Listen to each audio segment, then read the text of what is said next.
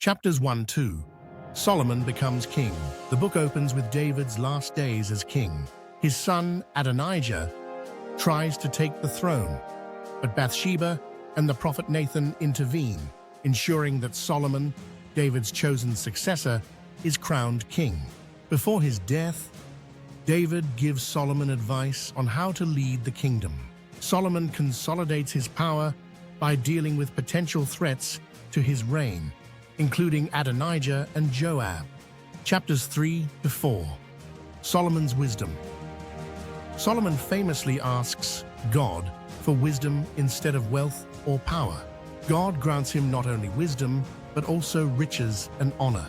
Solomon's wisdom is demonstrated in the story of two women who come to him with a dispute over a child. Solomon's just ruling gains him great fame, and he becomes known for his wise leadership. The kingdom flourishes, and Israel enjoys peace. Chapters 5-8. Building the temple. One of Solomon's greatest achievements is building the temple in Jerusalem. It takes 7 years to complete, and it becomes the center of Israel's worship.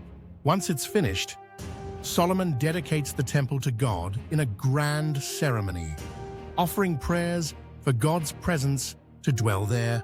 Solomon also builds a grand palace for himself, which takes 13 years to complete. Chapters 9-10. Solomon's wealth and fame. Solomon's wealth and power grow immensely, attracting visitors from far and wide, including the Queen of Sheba. She visits Solomon to test his wisdom and is amazed by his answers, his wealth, and his kingdom's prosperity. Solomon's rule is the height of Israel's power and influence, but his heart begins to stray from God. Chapter 11.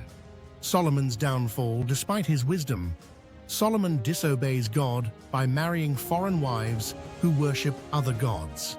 His wives lead him into idolatry, and God becomes angry with Solomon. As a result, God tells Solomon that the kingdom will be torn away from his descendants, though not in his lifetime, out of respect for David. Chapters 12-14. The kingdom divides.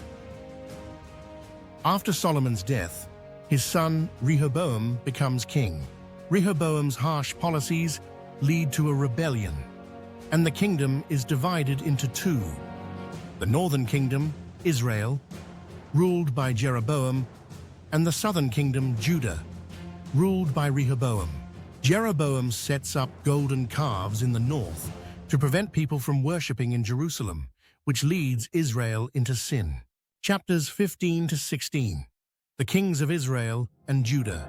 These chapters cover a series of kings in both Israel and Judah.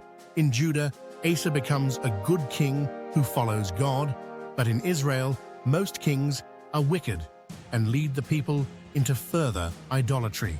The northern kingdom experiences political instability with frequent changes of power, while Judah remains more stable under Asa's leadership. Chapters 17-19. Elijah the prophet and the drought. The prophet Elijah enters the scene during the reign of Ahab, one of Israel's worst kings, and his queen, Jezebel, who promotes the worship of Baal. Elijah announces a drought as punishment for Israel's sin. He later challenges the prophets of Baal on Mount Carmel, calling down fire from heaven to prove that the God of Israel is the true God. After this, Elijah flees into the wilderness, where God cares for him and renews his strength. Chapters 20-22. Ahab's final battles and death. Ahab fights against the king of Aram and initially wins with God's help, but he disobeys God by making a treaty with Aram. In the final chapter, Ahab is warned by the prophet Micaiah that he will die in battle, but he ignores the warning. Ahab disguises himself during the battle, but he is still struck by a random arrow and dies, just as the prophet foretold.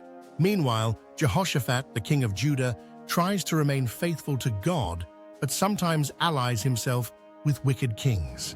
Conclusion. The Book of 1 Kings is a story of great highs and devastating lows.